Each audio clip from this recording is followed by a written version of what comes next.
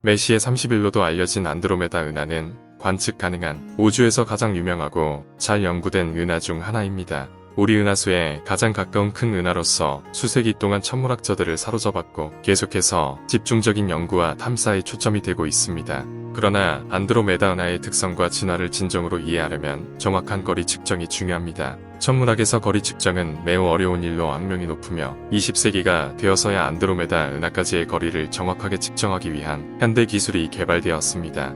이 영상에서는 고대 그리스에서 현대 천문학에 이르기까지 안드로메다 은하까지의 거리 측정 역사를 살펴볼 것입니다. 고대 그리스인들은 천문학에서 거리의 중요성을 인식한 최초의 사람들 중 하나였으며 가까운 별까지의 거리를 측정하기 위해 시차의 개념을 개발했습니다. 히파루커스와 톨레미는 시차 및 거리 측정 연구에 크게 기여한 두 명의 그리스 천문학자였습니다. 그러나 20세기 초반이 되어서야 안드로메다 은하까지의 거리가 추정되었습니다. 첫 번째 추정치는 1800년대 후반 선구적인 천문학자인 아이작 로버츠가 찍은 사진권판을 기반으로 했습니다. 이 판을 사용하여 라버츠는 안드로메다 은하가 약 90만 광년 떨어져 있다고 추정했습니다.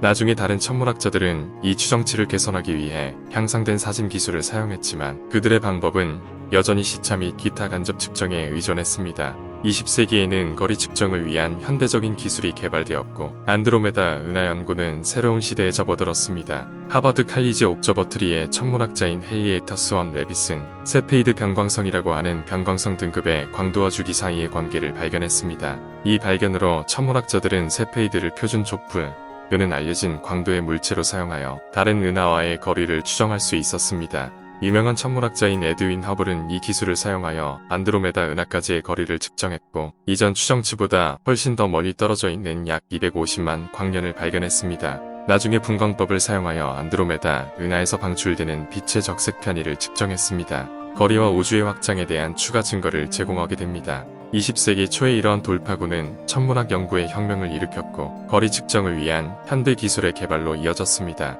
이러한 발전에도 불구하고 안드로메다 은하까지의 거리 측정은 여전히 진행 중인 도전적인 문제입니다.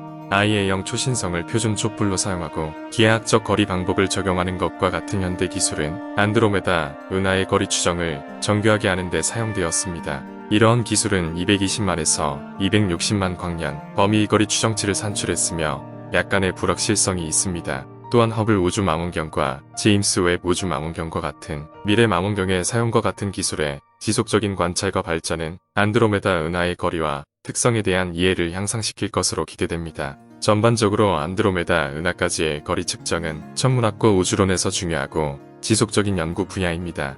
거리 측정 외에도 안드로메다 은하에 대한 연구는 일반적으로 은하의 특성과 진화에 대한 중요한 통찰력을 제공했습니다. 안드로메다 은하는 구조가 우리 은하와 비슷한 나선 은하로 별과 가스, 먼지가 풍부합니다. 안드로메다 은하는 관측을 통해 그 중심에 초거대 질량 블랙홀과 구상성단, 상계성단을 비롯한 수많은 성단이 존재한다는 사실이 밝혀졌습니다. 안드로메다 은하에 대한 연구는 또한 M32로 알려진 작은 동반 은하와 M33으로 알려진 더 큰 나선 은하를 포함하여 다른 은하와의 과거 상호작용에 대한 증거를 제공했습니다. 전반적으로 안드로메다 은하는 은하계와 우주 전체의 본질에 대한 중요한 통찰을 제공하는 천문학자들에게 매혹적인 연구 대상입니다. 안드로메다 은하까지의 거리 측정의 역사는 수세기 전으로 거슬러 올라갑니다. 고대에는 은하수와 안드로메다 은하가 같은 시스템의 일부라고 믿었습니다. 천문학자들이 안드로메다를 자세히 연구하기 시작한 것은 18세기가 되어서였습니다. 1912년에 헨리에타 스원 레빗은 주기와 세페이드 변광성의 광도 사이의 관계를 발견하여 안드로메다와 같은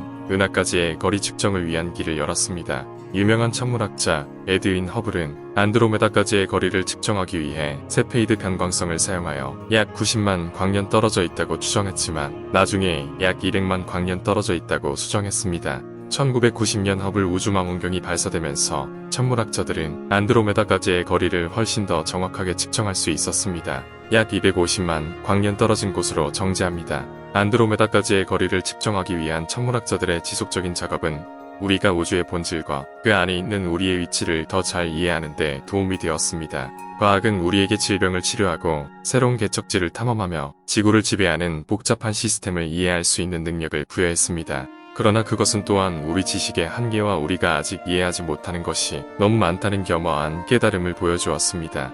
우리가 미래를 내다볼 때 기후변화에서 세계적인 유행병에 이르기까지 엄청난 도전에 직면해 있습니다. 그러나 과학은 이러한 도전의 정면으로 맞서는 데 필요한 도구를 제공합니다. 그것은 우리에게 혁신하고 새로운 기술을 만들고 한때 해결할 수 없다고 생각했던 문제를 해결할 수 있는 힘을 줍니다. 그러나 과학은 과학자와 전문가만의 영역이 아닙니다.